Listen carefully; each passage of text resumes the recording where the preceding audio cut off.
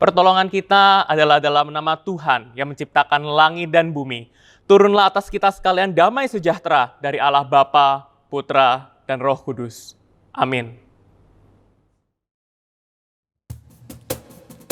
Shalom saudara, selamat pagi, selamat sore, selamat malam. Kapanpun Anda sana, mari kita berdiri, kita angkat pujian kita katakan ada kuasa. Karena kita tahu ada kuasa dalam nama Tuhan kita, Yesus Kristus. Semuanya boleh bangkit berdiri, semuanya bertepuk tangan. Kita mau naikkan pujian kita mau tinggikan namanya.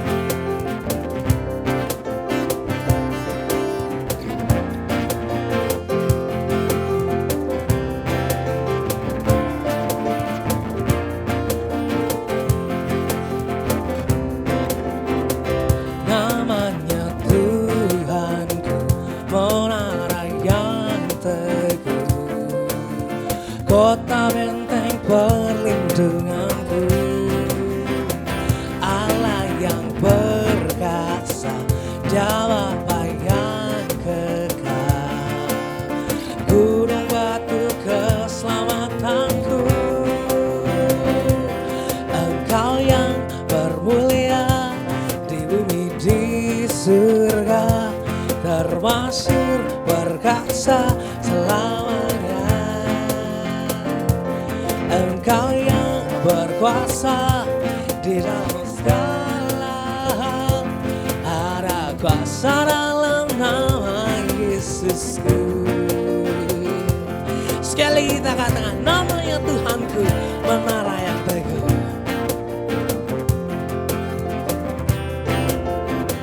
Namanya Tuhanku, menara yang teguh.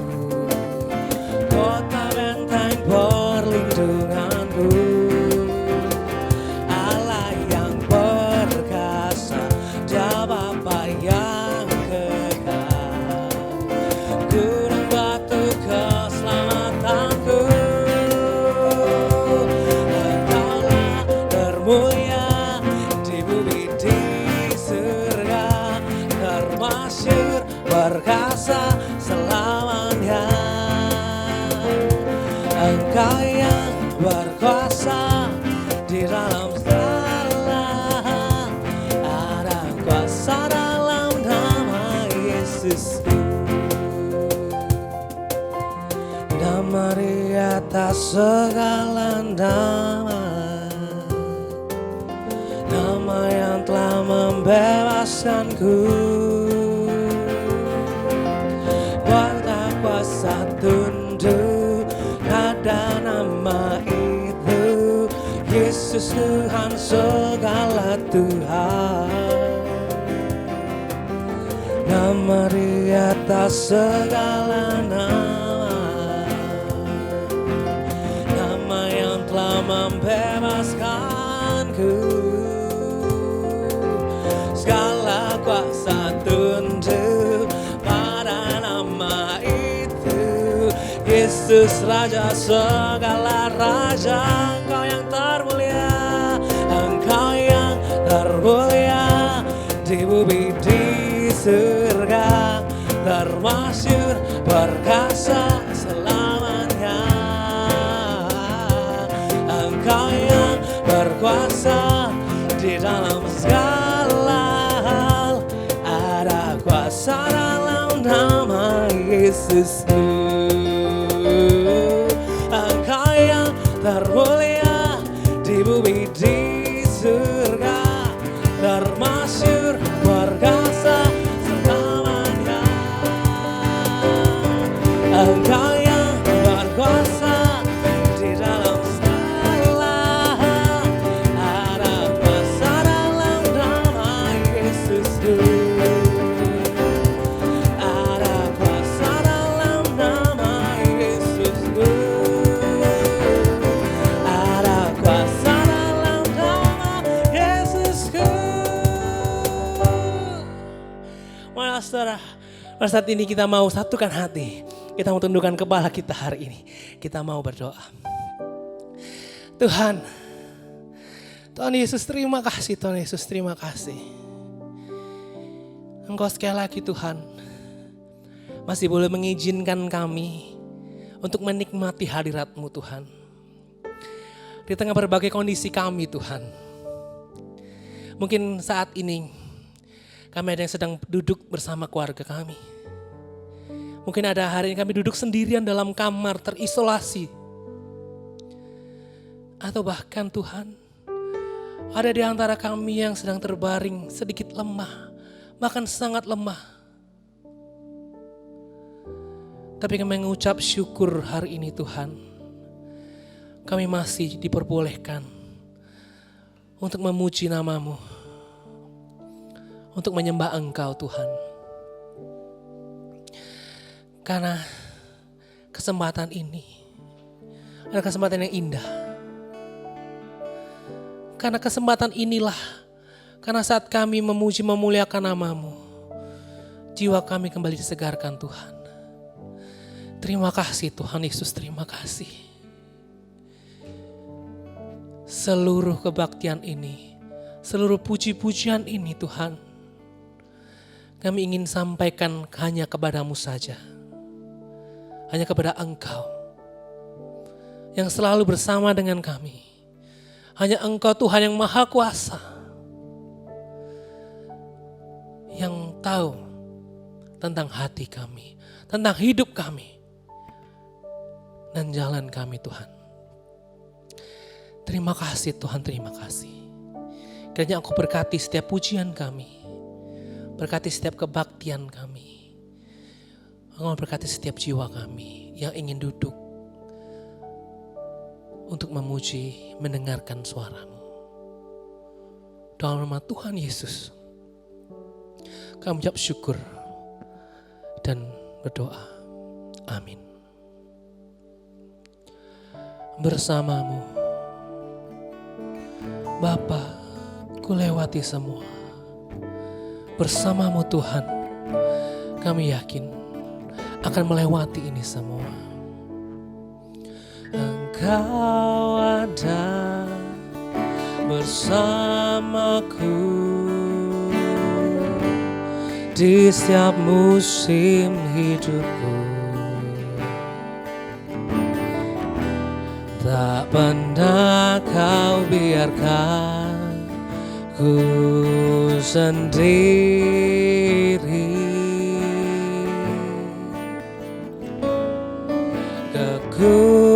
Kekuatan di jiwaku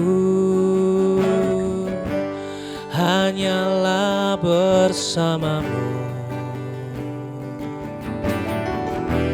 Tak pernah ku ragukan kasih-Mu.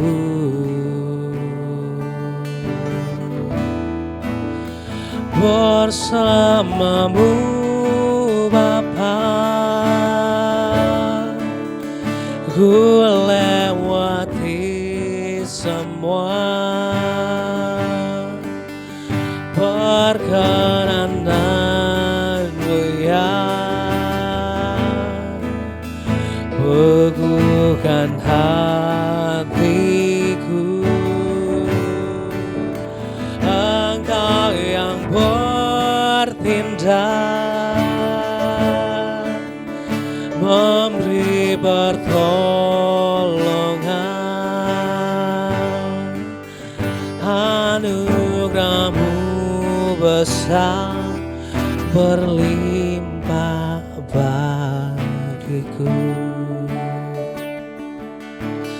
Engkau ada di setiap musim hidupku Tuhan.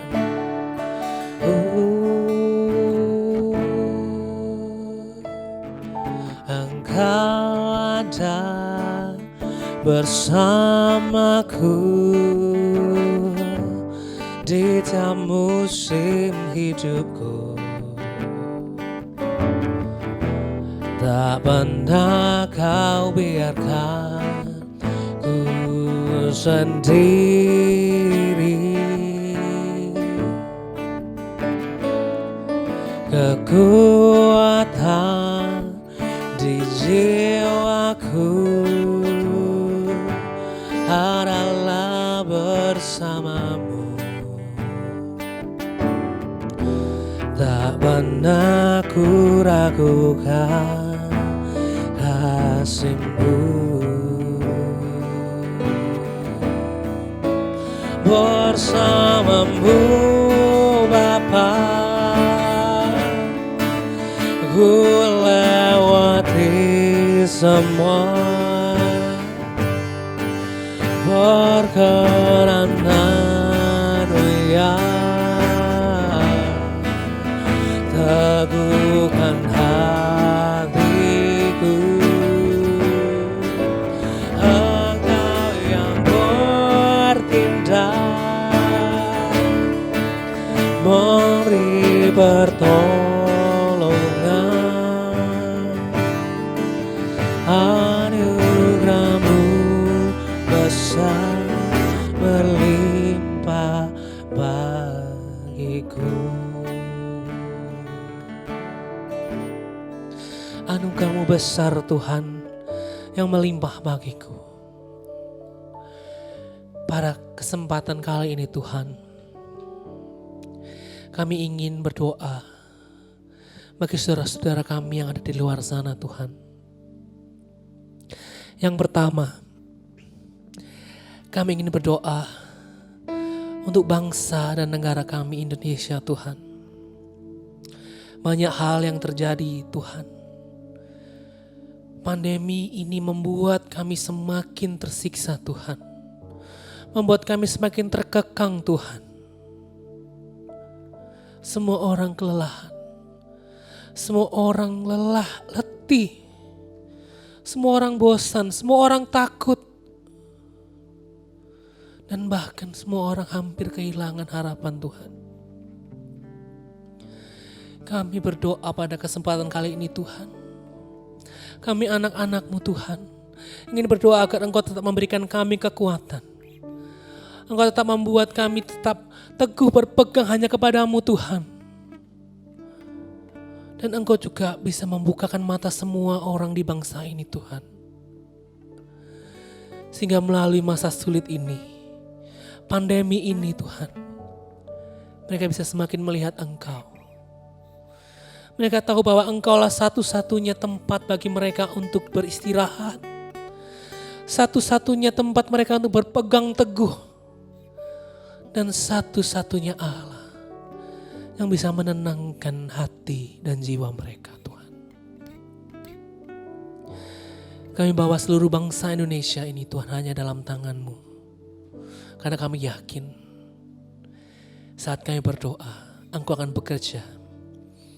Dan kami yakin bahwa suatu hari nanti kami melihat Indonesia boleh memuji, memuliakan nama-Mu dan bertelut di bawah kaki-Mu Tuhan. Kami percaya dengan waktu-Mu Tuhan. Yang kedua Tuhan,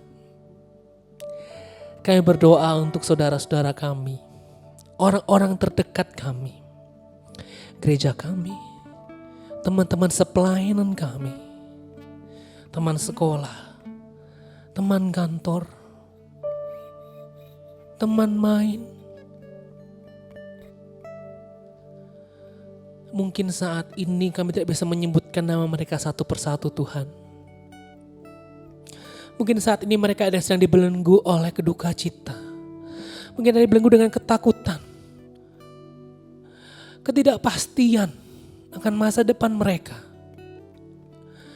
Atau mereka sedang dalam kesakitan Tuhan. Kami juga berdoa bagi mereka Tuhan. Kami tahu tidak ada satupun hal yang terjadi di dunia ini tanpa sepengetahuan-Mu Tuhan. Dan kami tahu, dan kami percaya Tuhan bahwa rencana-Mu Tuhan jauh melebihi apa yang bisa kami pikirkan. Karena Engkau lah satu-satunya Tuhan bagi kami. Kami berdoa hanya kepada-Mu Tuhan. Berikan mereka kekuatan Tuhan untuk menghadapi hal ini Tuhan. Kami minta Engkau membukakan mata mereka sehingga mereka dapat melihat Engkau Tuhan. Mungkin mereka yang dulunya sangat senang melayani Namun karena masalah yang terjadi, masalah yang kehidupan yang terlalu menghinggapi mereka Tuhan, mereka jadi letih, lesu, atau mereka undur Tuhan. Kami mohon Tuhan, tetap pegang tangan mereka. Karena kami yakin Engkau mencintai kami semua tempat ini. Dan Engkau merindukan kami tetap melayani Engkau. Engkau merindukan kami tetap mau memuji nama-Mu Tuhan. Kami yang lemah ini, mungkin kami yang terbatas ini, mungkin kami yang masih muda ini Tuhan, tidak bisa berbuat banyak. Tapi pakai kami jadi saluran berkat-Mu Tuhan.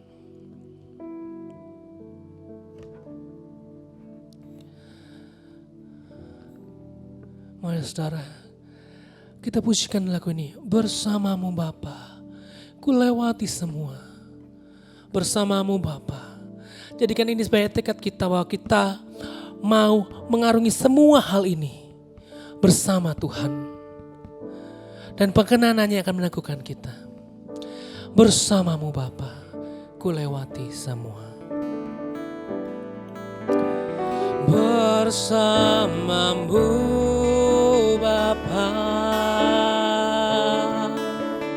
ku lewati semua. Perkenan-Mu ya, teguhkan hatiku. Engkau yang bertindak, memberi pertolongan. Anugerah-Mu besar berlimpah bagiku.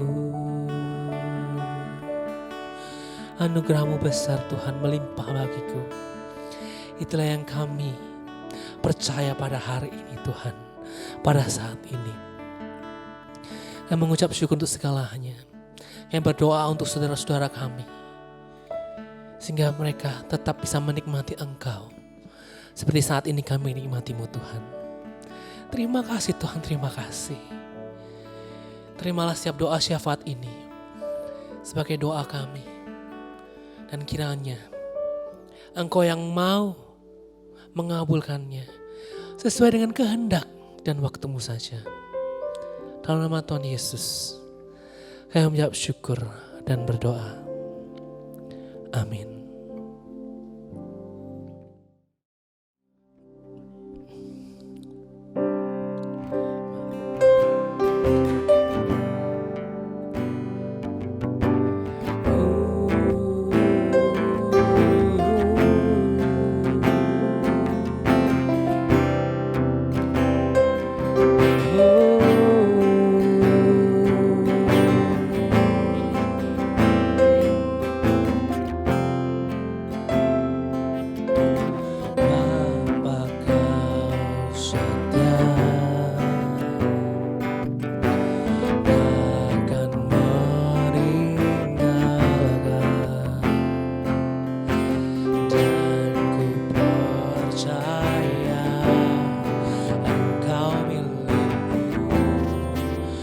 Ku milik-Mu, kerinduanku tinggikan nama-Mu, karena ku tahu Engkau dalamku dan ku dalam-Mu.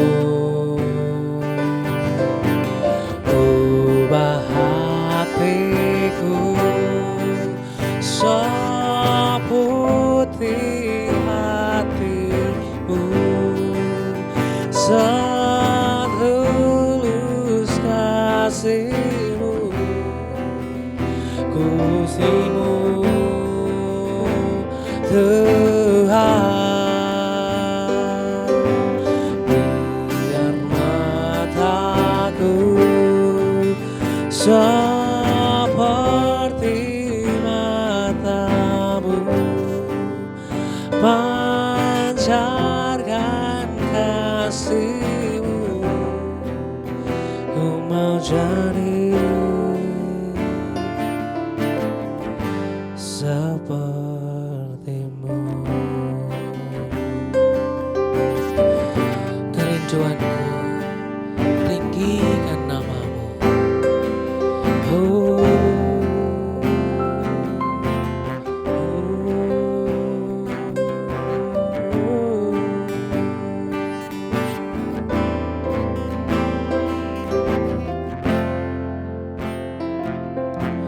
kerinduanku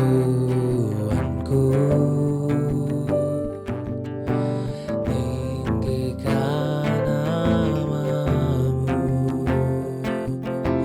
karena ku tahu Engkau dalamku dan ku dalammu. Ubah hatiku seputih kasih-Mu, setulus salib-Mu, kasih-Mu Tuhan. Biar mataku seperti mata-Mu, mancarkan kasih-Mu. Ku mau jadi seperti-Mu. Sekali lagi katakan, ubah hatiku. Ubah hatiku seputih hati-Mu, setulus kasih-Mu, kasih-Mu Tuhan. Biar mataku seperti mata-Mu, pancarkan kasih-Mu. Ku mau jadi, ku mau jadi, ku mau jadi seperti-Mu.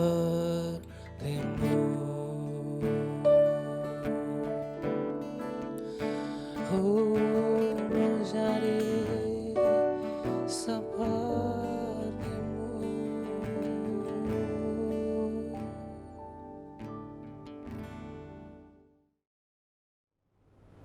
Shalom, selamat pagi teman-teman, saudara-saudara yang dikasihi dalam Tuhan Yesus Kristus. Bersyukur kita boleh bersama memuji Tuhan bersama, dan sebentar kita akan mendengarkan firman Tuhan. Mari kita siapkan hati, mengajak kita bersama berdoa, mempersiapkan diri kita. Bapa dalam surga, terpujilah nama-Mu, kami bersyukur, kami boleh memuji, memuliakan nama-Mu. Sebentar kami akan mendengarkan firman-Mu, menerima anugerah, yaitu mendengarkan perkataan-Mu sendiri menuntun hidup kami. Sertai hati kami, biarlah firman tersebut bertumbuh dan menjadi berkat bagi kami dan sekitar kami. Juga sertalah hamba-Mu yang membawakan, Tuhan yang layakkan dan kuatkan. Hanya dalam nama Tuhan Yesus kami berdoa mengucap syukur. Amin. Teman-teman, bagaimana kabar kalian? Tentu pertanyaan cukup klise di tengah kondisi pandemi COVID-19 sekarang ya. Tentu ada yang sudah mengalami kejenuhan. Tentu ada yang mengalami stres di rumah saja mungkin. Kondisi sekarang memang tidak mudah ya. Kita bisa lihat sekarang kita juga beribadah secara online. Rekan-rekan teman-teman, kita juga mungkin hari ini mengalami beberapa atau banyak ketidaknyamanan. Semua serba terbatas, takut tertular virus. Kita juga hari ini yang masih studi harus belajar online, bekerja secara online di rumah saja, dan juga masih banyak yang harus terkurung di rumah, stay at home, atau mungkin ada yang isoman. Hari ini mungkin juga ada teman-teman yang sedang merasakan kekhawatiran yang begitu rupa, ketakutan. Tentu teman-teman, ada COVID-19 ini, pandemi ini, siapa sih yang tidak khawatir? Siapa sih yang tidak takut sama sekali? Sedikit banyak pasti merasakan yang namanya kekhawatiran. Setiap hari kita melihat berita, COVID-19 memakan korban. dari orang yang kita nggak kenal jauh di sana, sampai ke keluarga dekat kita, bahkan mungkin kita sendiri pernah kena. Teman-teman, beberapa waktu ini saya mengikuti beberapa kanal berita, salah satunya dari Kompas. Sebuah berita cukup menarik perhatian saya tentang seorang anak SD, 3 SD berusia 10 tahun yang harus terpaksa isoman sendirian, teman-teman. Saya nggak tahu teman-teman apakah pernah isoman, ya saya sendiri juga nggak pernah, tapi kalau dari teman-teman yang bersaksi tentang menceritakan bagaimana isoman itu banyak yang kesulitan, harus minum obat, memperhatikan gizi, harus tetap kuat, imunitas harus tetap tinggi. Nah teman-teman, berita ini menarik, ini seorang anak SD 10 tahun, harus melakukan itu semua sendirian. Nah, pertanyaan saya, loh di mana orang tuanya? Di mana kerabatnya? Ternyata orang tuanya pun meninggal karena COVID-19. Di rumah sakit, meninggal. Wah, dan mau nggak mau anak ini harus isoman sendiri. Di masa terakhir, dia melihat orang tuanya adalah orang tuanya di rumah sakit. Dan tidak pernah melihat penguburan dari orang tuanya ini. Karena kita tahu kalau orang terkena COVID-19 di rumah sakit ada protokol tertentu yang sudah ditetapkan untuk langsung dikuburkan. Nah, teman-teman, saya ketika baca berita ini ya, wah, merasakan bagaimana kalau saya yang ada di posisi itu. Wah, tentunya tidak mudah. Tentunya amat tidak mudah. Ini anak 10 tahun mengalami ini. Jatuh banyak sekali korban di tengah COVID-19 ini.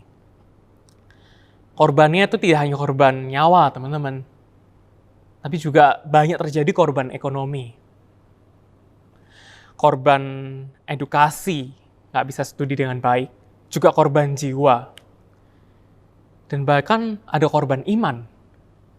Mempertanyakan kehadiran Tuhan di tengah-tengah masa pandemi ini. Di tengah kesulitan-kesulitan ini. Nah teman-teman, maka dari itu hari ini kita akan bersama dikuatkan dengan firman Tuhan. Hari ini kita akan membahas sebuah tema, The Power of Assist. Kita melihat bersama bagaimana kita bisa menangani kondisi ini bersama-sama. Dan bagaimana Tuhan itu loh berperan di dalam hidup kita pada masa pandemi ini. Mungkin sekarang kita belum bisa melihat gitu bagaimana Tuhan menurunkan tangannya menolong kita. Tapi kita bersama akan melihat dari firman Tuhan bagaimana Tuhan itu tetap ada melalui the power of assist ini. Mari saya undang kita bersama teman-teman buka Alkitab kita dari Ibrani pasal 13 ayat yang kedua. Ibrani pasal ke-13 ayat yang kedua. Saya akan bacakan untuk setiap kita. Jangan kamu lupa memberi tumpangan kepada orang, sebab dengan berbuat demikian beberapa orang dengan tidak diketahuinya telah menjamu malaikat. Satu lagi teman-teman, dari Galatia pasal 6 ayat 2. Bertolong-tolonglah menanggung bebanmu, demikianlah kamu memenuhi hukum Kristus. Nah, demikian jauh pembacaan kita, berbahagialah kita yang membaca, merenungkan, dan juga apalagi melakukannya. Nah, teman-teman, dari 2 ayat ini saya kira udah gamblang, sudah jelas sekali ya message yang ingin disampaikan. Allah menghendaki kita untuk saling tolong-menolong. Itulah jawabannya, bagaimana kita bisa melihat tangan Tuhan. Nah, kita akan melihat bagaimana koneksi antara kedua ini dengan lebih jelas lagi.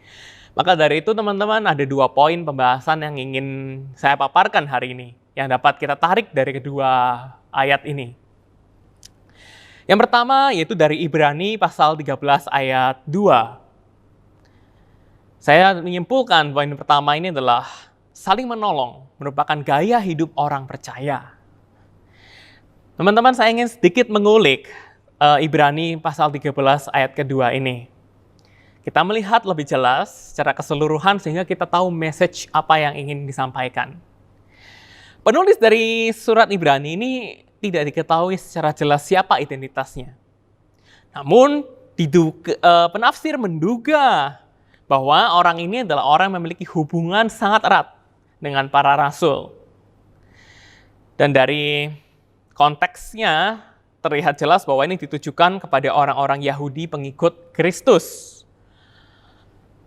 Orang Kristen mula-mula yang pada saat itu mengalami penyiksaan, persekusi, mengalami banyak keadaan terbelenggu. Pada waktu itu, teman-teman, orang ketika memutuskan untuk menjadi pengikut Kristus, itu tidak mudah. Mereka harus siap mengalami yang namanya penganiayaan, penghinaan, penekanan, bahkan kematian. Karena mereka terjadi begitu banyak perbedaan, dan bahkan orang Kristen pada waktu itu orang Yahudi menganggap mereka adalah bidat, maka tidak semua orang Yahudi itu bahkan mau menjualkan barang dagangan mereka kepada orang-orang Kristen. Mereka mengalami kesulitan bahkan untuk mencari pekerjaan, mencari nafkah. Belum lagi mereka yang mengalami penyiksaan fisik dan mental. Banyak sekali. Mereka punya difitnah, memberontak kepada penjajah, Romawi, dan sebagainya. Banyak mereka alami. Bahkan mereka kalau mau beribadah, itu harus di gereja bawah tanah gitu ya. Mereka harus disembunyi-sembunyi, bernyanyi pelan-pelan. Kondisi mereka terbelenggu. Nggak mudah. Kalau ketahuan konsekuensinya, wah parah begitu ya. Terutama yang beribadah. Saya kira kondisi ini mirip-mirip dengan kondisi kita sekarang. Kondisi terbelenggu. Kondisi tidak bisa bebas. Maka dalam kondisi seperti ini, buat mereka, orang-orang Yahudi pengikut Kristus ini, ada dua pilihan. Dua option yang terbuka untuk mereka. Yang pertama, mereka dapat saja mengingkari iman mereka. Ketika mereka mengingkari iman mereka, mereka kembali kepada kepercayaan mereka yang lama. Mereka dapat kembali berdagang, mencari nafkah, dan sebagainya. Mereka mungkin tidak perlu mengalami persekusi ya. Tidak perlu mengalami belenggu itu. Nah, yang kedua, yang tentunya yang di-encourage atau disemangatin dari penulis, yaitu tetap setia. Bagaimana mereka tetap setia, walaupun kondisi dan tantangan yang mereka hadapi sedemikian rupa, begitu sulitnya. Nah, tujuan ini bagaimana kok bisa terlihat lebih jelas bahwa penulis itu ingin orang-orang itu lebih kuat. Nah, terlihat jelas teman-teman dari gambar berikut ini. Nah, ini adalah sebuah slide, sebuah gambar yang cukup baik yang saya ambil dari Bible Project, menggambarkan struktur dari penulisan surat ini. Nah, menarik sekali, beberapa pasal, beberapa bagian itu menunjukkan, pertama, penulis menunjukkan supremasi atau kebesaran dari Kristus. Dan setelah itu, adanya tantangan yang diberikan pada orang percaya. Nah, teman-teman, kita lihat ke kolom yang pertama. Pasal 1 sampai 2. Di sana penulis membandingkan Yesus dengan malaikat dan Taurat. Cepat saja, tanpa terlalu dalam kita membahasnya. Di sini penulis menyerukan bahwa Yesus itu adalah God's Word, firman Tuhan itu sendiri. Yesus adalah firman. Yang kedua, kolom sebelahnya, Yesus dibandingkan dengan Musa dan tanah perjanjian. Yesus adalah hope of new creation. Yesus itu adalah harapan. Selanjutnya, Yesus dibandingkan dengan iman dan Melkisedek. Di sini Yesus sebagai eternal priest. Selanjutnya, pasal 8-10, bagian perbandingan yang terakhir, Yesus dibandingkan dengan korban dan janji. Yang ingin disampaikan oleh penulis yaitu Yesus adalah korban yang sempurna. Nah, kita hari ini tidak fokus membahas poin-poin ini, namun saya ingin menunjukkan bahwa poin-poin ini menunjukkan supremasi atau ketinggian dari Yesus, kemahakuasaan dari Yesus. Dan dirangkum sebagai penutup pasal 11 sampai 13. Di tengah Yesus yang begitu powerful, begitu supreme gitu ya, begitu super, begitu besar. Nah, apakah orang kalian gitu ya, orang-orang pembaca ini mau setia kepada dia? Ada loh tantangannya, kondisi yang sulit. Nah, namun menuliskan bahwa ada model-model iman atau teladan-teladan iman yang sukses atau berhasil untuk tetap setia di tengah kondisi yang sulit. Dituliskan teman-teman cepat saja, ada beberapa tokoh. Habel, Henok, Nuh, Abraham, Sarah, Ishak, Yakub, Musa, dan Rahab. Semuanya mengalami kondisi-kondisi yang tidak mudah. Kondisi yang sulit, tertekan, terbelenggu. Tapi mereka tetap setia. Dan mereka terus beriman kepada Yesus betapapun besarnya penderitaan. Tuhan tidak pernah meninggalkan umatnya. Nah, itulah tantangan, itulah message-nya. Dan teman-teman, pada Ibrani pasal 13 ayat kedua ini merupakan salah satu pada bagian yang terakhir itu, bagian dari tantangan itu, yang merupakan one of the word of wisdom. Kata-kata hikmat yang penulis tuliskan.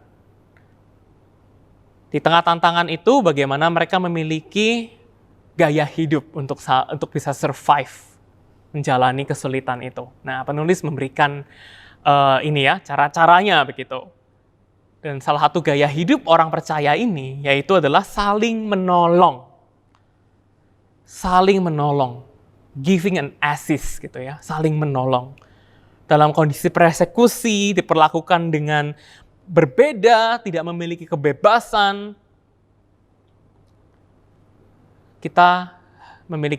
hendaklah kita memiliki gaya hidup saling menolong. Kata-kata orang yang tidak dikenal kepada orang yang tidak kenal pada bagian ini, kalau kita lihat itu cukup unik gitu ya. Tapi kalau kita lihat lebih detail, kita bisa melihat bagian yang serupa, yaitu pada Ayub pasal 31 ayat 32. Demikian, malah orang asing pun tidak pernah bermalam di luar, pintuku kubuka bagi musafir. Nah, ini kata musafir. Ini mirip bahasanya, itu orang yang mengembara meninggalkan negerinya untuk beberapa waktu. Nah, juga Matius 25 ayat 35, serupa juga, orang-orang yang tidak dikenal, sebab aku lapar, kamu memberi aku makanan. Ketika aku haus, kamu memberi aku minum. Ketika aku seorang asing, kamu memberi aku tumpangan. Nah, teman-teman, Allah menghendaki dalam masa yang sulit ini, saling menolong itu menjadi gaya hidup kita, untuk bisa kita survive, untuk kita bisa selamat pada kondisi ini. Teman-teman, kita nggak akan pernah tahu siapa orang yang kita tolong. Teman-teman bayangkan, kalau kita naik mobil, kita naik motor, kita berhenti di perempatan atau di lampu merah, begitu ya. Kita lihat ada orang berjualan makanan, minuman, kacang-kacangan. Kita nggak tahu loh siapa orang ini. Apakah dia sudah makan hari ini? Apakah penjualan hari ini banyak? Apakah mencukupi? Apakah bisa menghidupi keluarga? Atau bisakah dia mencari sesuap nasi dari penjualan hari ini?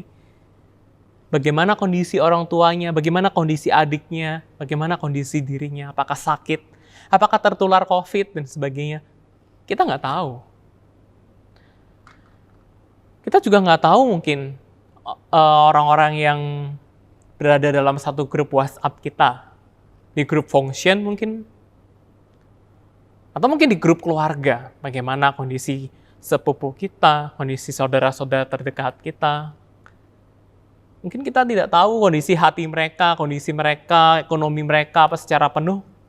Kita mungkin tidak tahu kondisi itu. Bisa jadi ketika mereka mengeluarkan tangannya untuk meminta pertolongan, itu merupakan harapan terakhir mereka. Bisa jadi pada waktu itu mereka berdoa dan memohon untuk melihat kuasa Tuhan, dan Tuhan mau pakai kita untuk menolong, kita tidak pernah tahu. Maka dari itu, biarlah saling menolong ini menjadi gaya hidup kita. Karena kita tidak pernah tahu kondisi orang lain, maka ketika ini menjadi gaya hidup, kita konsisten melakukannya secara terus-menerus. Kita menolong, pertolongan demi pertolongan. Ringankan tangan kita untuk memberi. Dari hal-hal yang sederhana kok teman-teman memberi itu.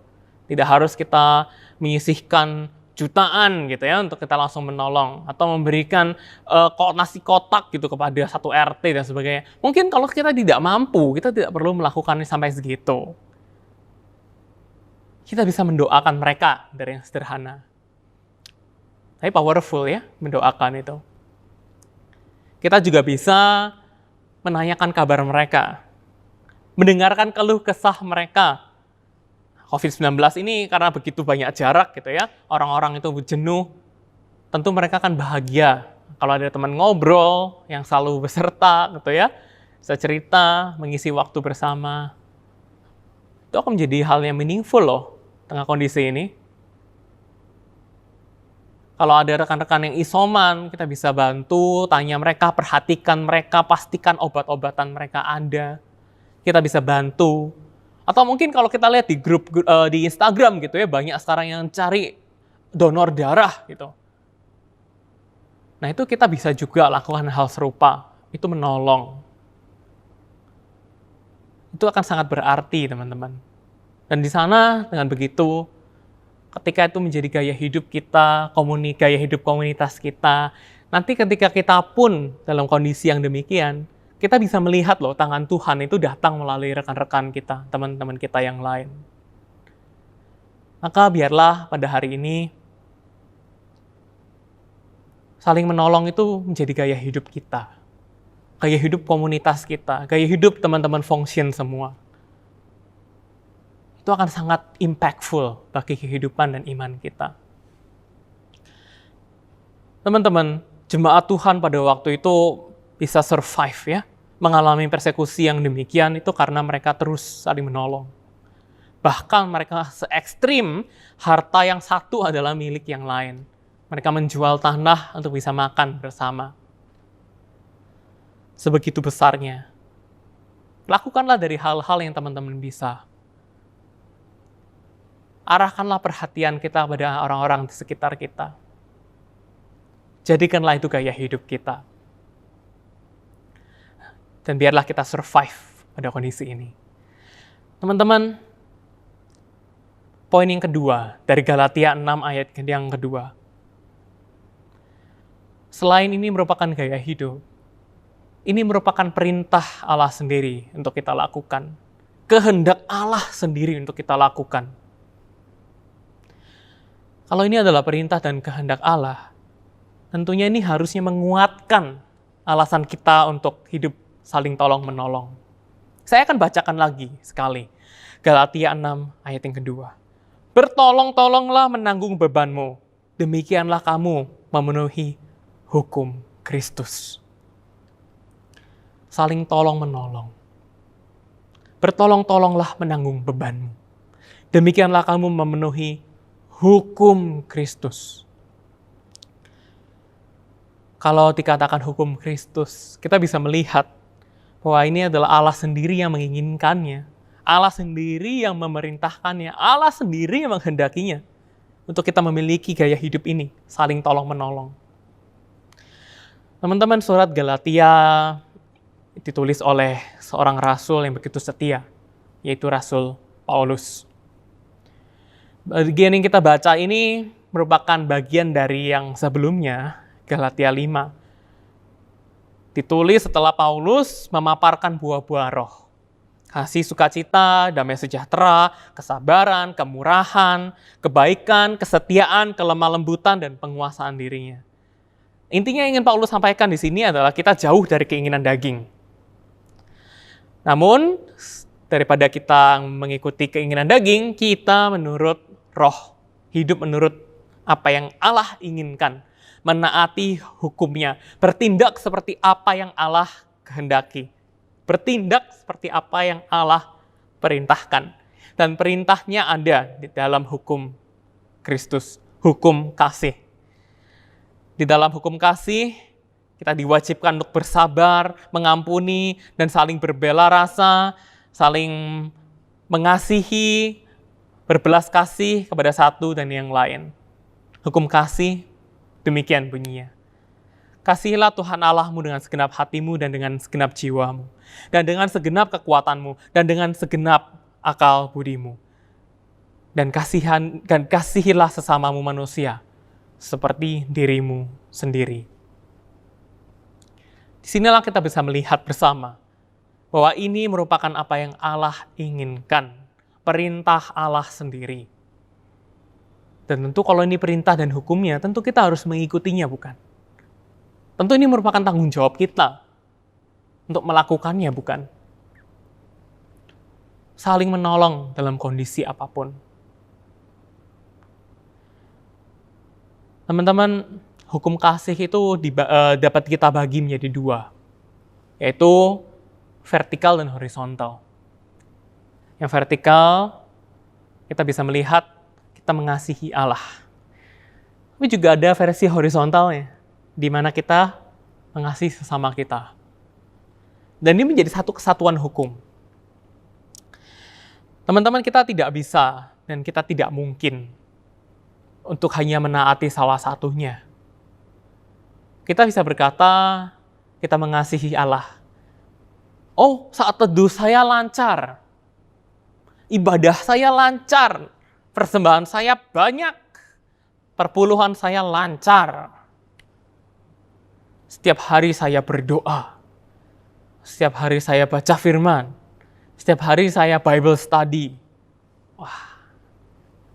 Setiap hari saya selalu meditasi. Kita tidak bisa mengatakan itu semua sebagai menaati hukum Tuhan tanpa kita juga menunjukkan kasih kita kepada sesama kita. Kita tidak bisa hanya melakukan itu semua kegiatan rohani itu tanpa kita melakukan tindakan nyata kepada rekan-rekan kita. Tanpa kita memberikan kasih kita, pertolongan kita secara nyata kepada mereka. Kita tidak mungkin dikatakan menaati hukum Tuhan kalau kita melakukan semua itu tanpa kita mengulurkan satu tangan kita untuk menggapai jiwa mereka yang dalam keadaan kesulitan. Tidak mungkin. Allah menghendaki kita menaati hukumnya ini secara keseluruhan.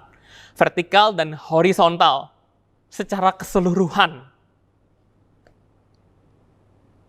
Kita perlu tindakan nyata menjalani hukum Kristus ini. Menjalani hukum Tuhan ini. Teman-teman, mungkin masih ada hal yang mengganjal dalam hati kita ketika kita mendengarkan perintah ini. Namun jangan khawatir. Tuhan itu memberikan perintah. Tapi bukan berarti itu mustahil untuk kita lakukan. Walaupun sulit, mungkin iya sulit. Kita masih penuh akan kedagingan. Ketika kita mau menolong, kita masih berpikir, aduh, belum tentu saya akan diperpanjang terus di pekerjaan saya. Ketika ada orang mau pinjam uang atau jelas-jelas kelihatan butuh uang untuk beli obat misalnya. Tapi dalam menolong kita, aduh, ada keraguan. Saya juga perlu menabung, saya juga perlu untuk masa depan, untuk cicilan saya dan sebagainya. Kita mungkin masih merasakan kedagingan itu. Pasti. Nah, mungkin dalam masa kedagingan itu kita ngomong, perintah Tuhan itu, hukum Tuhan itu sulit. Tapi tenang teman-teman, tidak serta-merta demikian. Tuhan itu tidak hanya memberikan hukum atau perintah tanpa juga memberikan teladan. Teman-teman, saya dengan waktu yang terbatas ini, saya akan memaparkan teladan yang paling besar, paling ultimate gitu ya. Teladan yang paling jelas. Yaitu teladan dari Kristus sendiri. Teladan dari Kristus sendiri. Ada beberapa poin teman-teman, dari yang kecil sampai yang paling besar. Karena begitu banyaknya teladan Kristus, saya ambil beberapa teladan. Yang pertama, dalam masa pelayanan Yesus. Yesus begitu mengasihi murid-muridnya. Bahkan pertolongan kepada Petrus, muridnya yang dikasihinya pun hadir. Ketika ibu mertua Petrus sakit, Yesus datang dan memberikan mujizat kesembuhan di sana. Tanpa ragu, tanpa menunda, Yesus melakukannya. Kepada orang-orang sesama Yahudi, Yesus juga menolong, hadir bagi orang Farisi maupun pemungut cukai. Kita tahu di Perjanjian Lama, terutama di kitab Injil, Yesus itu sangat tidak suka kepada sikap dari orang-orang Farisi yang munafik. Tidak apa adanya, berusaha menjebak. Orang yang sok paling kudus, paling holy gitu ya. Yesus tidak suka.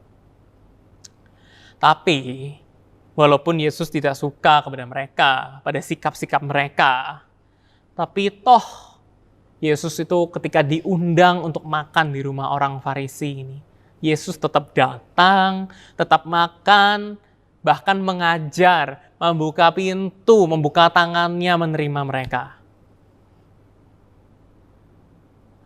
Apa itu kalau bukan anugerah? Yesus itu Allah loh, tapi mau hadir juga buat orang-orang Farisi. Tidak hanya orang Farisi, pemungut cukai, orang yang pada waktu itu dibenci oleh orang-orang Yahudi. Karena mereka ini orang Yahudi, tapi mereka menang tender, mereka boleh ngambil pajak lebih daripada yang Kekaisaran Romawi tetapkan. Dan itu cuan untuk dirinya sendiri. Tapi Yesus mau makan bersama mereka. Yesus mau loh tetap datang. Yesus tetap mau bahkan menerima mereka menjadi salah satu dari mereka ya, Matius, untuk bertobat dan mengikut dia menjadi muridnya.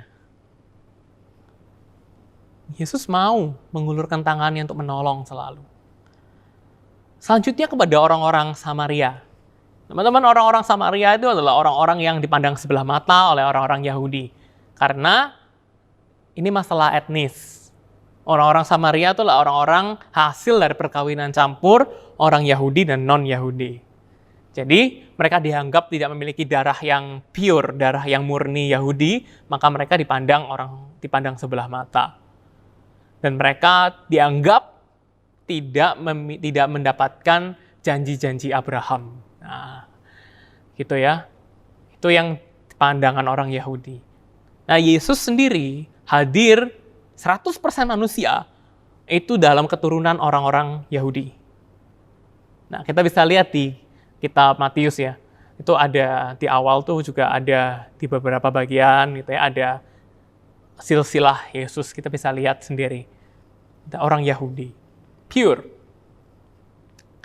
Namun Yesus tidak pernah membenci atau membeda-bedakan mereka. Bahkan Yesus itu beberapa kali menyembuhkan orang-orang Samaria yang sakit. Ada yang sakit kusta. Dan ada juga wanita Samaria yang dianggap hina. Mengambilkan air buat Yesus ketika Yesus meminta. Dan Yesus membuka pintu pertobatan, pintu pertolongan untuk mereka. Yesus hadir juga untuk mereka. Ketika orang-orang Samaria ini tidak tahu bagaimana mereka harus beribadah, Yesus itu hadir untuk mereka. Yesus pun mengabarkan keselamatan untuk mereka. Dan teman-teman yang terakhir, sampai kasihnya ini sampai ke ujung bumi, sampai kepada kita. Tidak hanya ke Samaria, namun sampai ke ujung bumi, sampai ke kita hari ini. Siapapun kita, latar belakang kita itu apapun itu, selama kita percaya akan Yesus sebagai Tuhan dan Juru Selamat kita, maka pertolongan dan anugerah keselamatan itu ada bagi kita. Untuk saya, untuk teman-teman semua. Itu nyata. Hal ini teladan yang nyata yang Yesus lakukan. Dan tidak mustahil teman-teman untuk kita lakukan. Tidak mustahil untuk kita meneladani Yesus.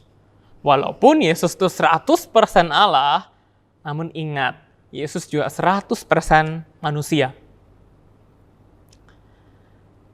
Ketika Yesus dicobai di padang gurun, teman-teman, iblis pun mencobai Yesus dengan mengubah batu menjadi roti. Ya, Yesus pun bisa lapar.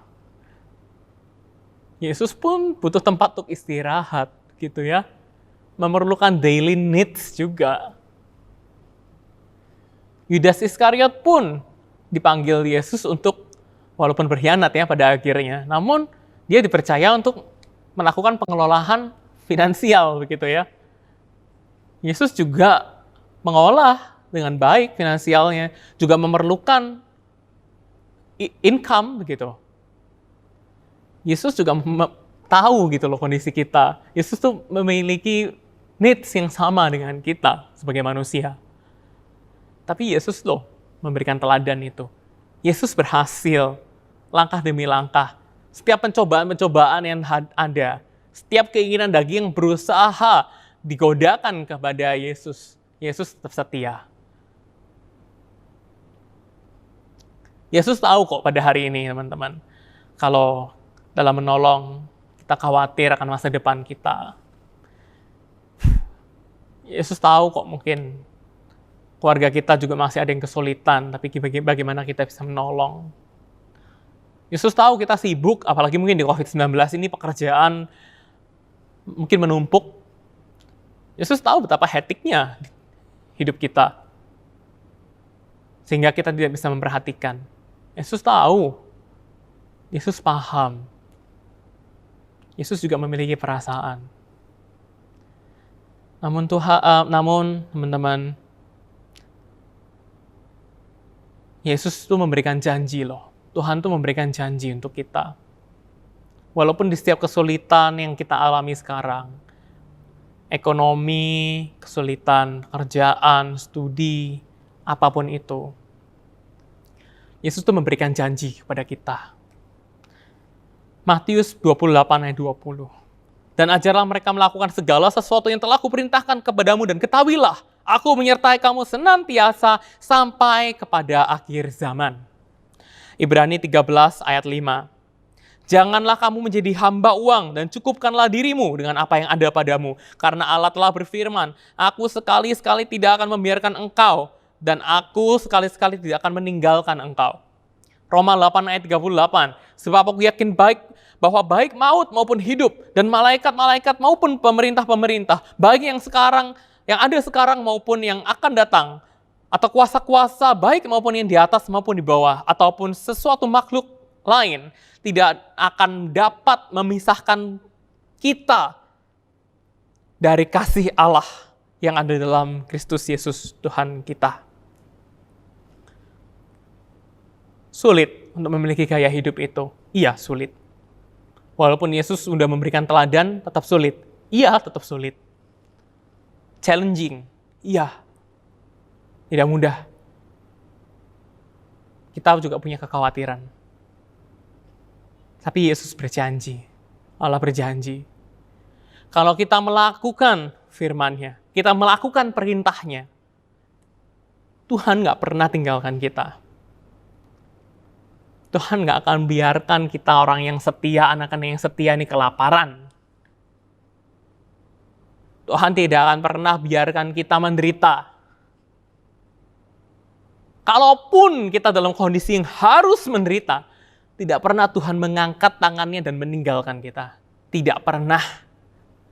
Ketika kita sampai harus mengalami penolakan karena Tuhan, tidak pernah sekalipun Tuhan akan membalikkan wajahnya untuk meninggalkan kita. Tidak pernah. Selalu ada. Dan kalau seperti yang tadi Ibrani paparkan, kalau Allah yang begitu supreme, begitu besar di atas segalanya, beserta dengan kita, lalu apa yang menjadi keraguan kita? Apa yang kita takutkan? Apa yang saya takutkan dan apa yang teman-teman takutkan? Seharusnya tidak ada, bukan? Seharusnya kita semangat dan semakin percaya untuk melakukannya, bukan? Allah menghendaki kita untuk saling menolong. Allah hadir untuk kita. Allah hadir kepada kita melalui rekan-rekan kita, teman-teman kita. Juga Allah hadir kepada mereka melalui kita. Saling menolong adalah gaya hidup orang-orang percaya. Juga merupakan perintah Allah kepada kita, anak-anaknya. Yesus memberikan teladan dan juga janji pertolongan. Mari, jangan takut teman-teman. Kita buka mata kita, buka hati kita, lihat sekeliling kita, lakukan perintahnya. Ringankan tangan, salinglah menolong. Dari hal yang paling sederhana, mendoakan, memperhatikan, menanyakan kabar, sampai ke hal-hal yang besar yang dapat kita lakukan. Rencanakanlah, berdoalah, mintalah tuntunan, lihatlah apa yang bisa kita lakukan. Dan lihatlah nanti pada akhirnya kita bisa selamat, kita berjuang bersama. By the power of assist, kita berjalan bersama di jalan Tuhan dan memuliakan namanya. Amin. Mari kita bersama bersatu dalam doa. Bapa dalam surga, kami hari ini diingatkan kembali untuk bersama percaya, berjalan bersama dengan Engkau, mengikuti langkah-Mu Tuhan. Untuk memiliki gaya hidup saling menolong, ringan tangan. Bapak, kami hari ini mungkin masih ada kekhawatiran ketika dampak konsekuensi dari kami menolong. Mungkin kami yang dalam kondisi juga kurang baik, bagaimana kami memikirkan untuk menolong. Tapi Tuhan, hari ini perintah-Mu sangat jelas. Bahkan Kau memberikan teladan. Lebih daripada itu, Tuhan, Kau memberikan janji bahwa ketika kami akan menjalankan perintah-Mu itu, penyertaan-Mu akan selalu ada. Mencukupkan kami, memberkati kami. Tolong Tuhan, kuatkanlah tekad kami selalu. Untuk assist one of another, satu kepada yang lain. Tuntun kami Tuhan. Pertolongan apa yang dapat kami berikan kepada mereka? Tuhan, Kau yang tuntun. Pekakanlah hati kami untuk dapat melakukan perintah-Mu ini, hukum-Mu ini. Biarlah ketika kami mengatakan bahwa aku mengasihi Engkau Tuhan, kami juga dapat mengatakan kami mengasihi sesama kami. Ini doa kami Tuhan. Terima kasih Tuhan. Mampukanlah kami selalu. Hanya dalam nama Tuhan Yesus kami berdoa mengucap syukur. Amin. Selamat pagi jemaat Tuhan yang saya kasihi dalam Kristus Yesus. Pagi ini izinkan saya mewakili majelis dan hamba Tuhan GKA Gloria menyampaikan dua pengumuman yang penting. Yang pertama tentang bulan misi GKA Gloria. Sebelum terangkat ke surga, Tuhan Yesus memberikan amanat agungnya. Di dalam Matius pasal 28 ayat 19 dikatakan, karena itu pergilah, jadikanlah semua bangsa muridku dan baptislah mereka dalam nama Bapa dan Anak dan Roh Kudus. Kemudian dalam Kisah pasal 1 ayat 8b dikatakan, dan kamu akan menjadi saksiku di Yerusalem, di seluruh Yudea dan Samaria, dan sampai ke ujung bumi. Dalam upaya mentaati amanat agung Tuhan Yesus, GKA Gloria sejak tahun 2002 sampai 2021, berarti sudah 19 tahun, setiap tahun pada bulan Agustus, kita mengadakan bulan misi. Dan dari dukungan jemaat GKA Gloria, kita Departemen Misi telah melakukan berbagai pelayanan misi. Yang pertama yaitu pelayanan misi ke dalam. Di sini meliputi pengadaan bulan misi pada Agustus, training PI, training misi berupa Kairos, interface, seminar misi, dan lain-lain. Lalu yang kedua tentang pelayanan misi insidentil. Ini meliputi pembagian sembako pada bulan Agustus, baksos dengan abdi mulia, kunjungan ke panti-panti asuhan, mission trip, dan juga bantuan bencana COVID-19 dan bencana alam di NTT. Yang ketiga tentang pelayanan misi keluar rutin. Di sini yang pertama kita menyaksikan ada Papua Mission. Di dalam Papua Mission ini Bapak Ibu sekalian, kita mendirikan Rumah Sagu Titimika yang menampung 50 anak asuh dari SD sampai SMA. Kemudian merintis gereja di Paumako. Lalu kita juga mengutus hamba Tuhan di 6 lokasi pedalaman suku Asmat. Lalu kita juga mengadakan kerjasama dengan Kipek Nusantara. Kita mendirikan Kupang Christian Center. Di dalam KCC ini ada panti asuhan yang bernama House of Hope. Ada 70 anak di dalamnya. Lalu ada sekolah kasih karunia dari SD sampai SMA, muridnya ada 250 orang. Kemudian yang ketiga tentang BTCC, yaitu Batang Tarang Christian Center. Di sini kita ada program food program untuk anak-anak di Batang Tarang, ada program pemberdayaan lahan, dan ada proses pembangunan panti asuhan di Kalimantan Barat. Lalu kita juga mengadopsi 4 gereja desa di lereng Gunung Lau yang meliputi di Sabrang, di Gembong, di Gunung Kusan, dan juga di Gempol. Dan akhirnya kita juga memberikan puluhan beasiswa untuk sekolah di STT dan juga membiayai kehidupan hamba Tuhan di pedesaan. Karena itu kami sangat mengharapkan jemaat dengan setia boleh mendukung doa, mendukung daya, dan juga mendukung pendanaan ini. Saya undang setiap kita untuk bangkit berdiri.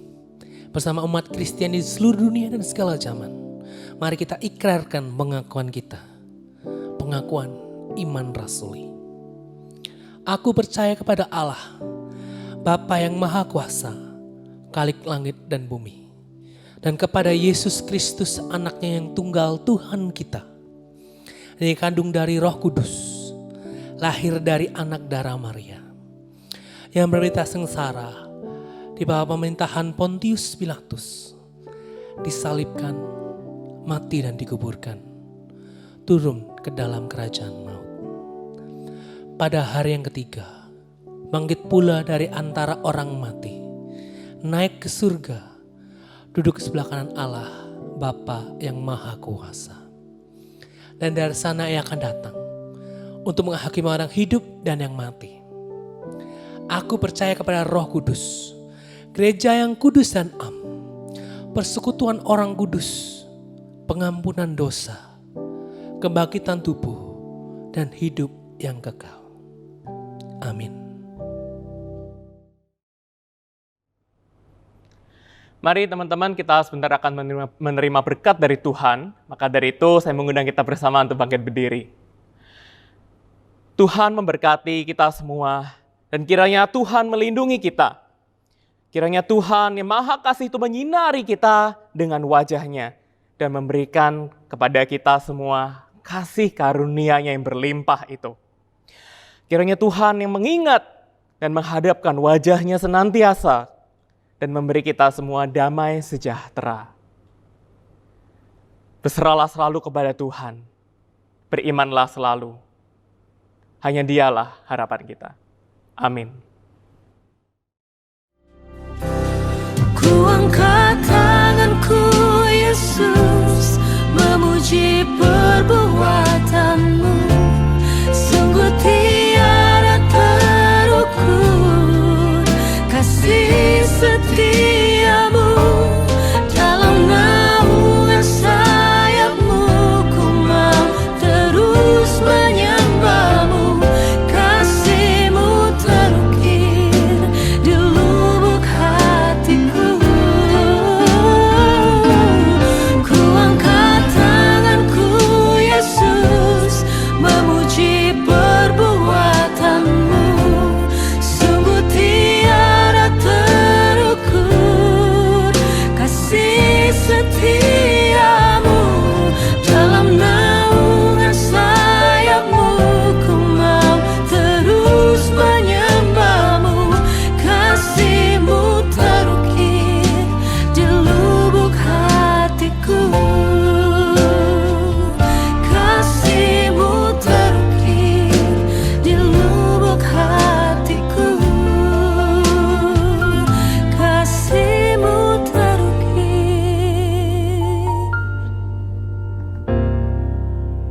Di lubuk hatiku.